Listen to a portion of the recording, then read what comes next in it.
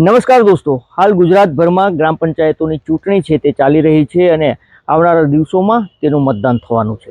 પરંતુ ફોર્મની પ્રક્રિયા પૂરી થઈ ગઈ છે, જાહેર થયા છે, જેમાં ગીર સોમનાથ જિલ્લાની કુલ 7 ગ્રામ પંચાયતો છે જે સમરસ થઈ છે. આ ગ્રામ પંચાયતોમાં વેરાવળની 2 છે, તલાલાની 1 છે, કોડીનારની 3 છે અને ગીર ગઢડાની 1 મળીને કુલ 7 ગ્રામ પંચાયત ગીર સોમનાથ જિલ્લાની સમરસ થઈ છે.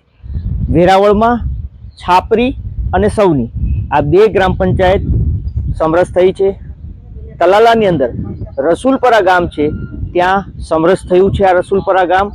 કોડીનારની અંદર મૂળ દ્વારકા, રોણાજ અને અરીઠિયા આ 3 ગામ છે જે સમરસ થયા છે, જ્યારે ગીર ગઢડાની અંદર આંબાવડ ગામ છે તે સમરસ થયું છે. 153 જેટલી ગ્રામ પંચાયતોની હાલ ચૂંટણી ચાલી રહી છે.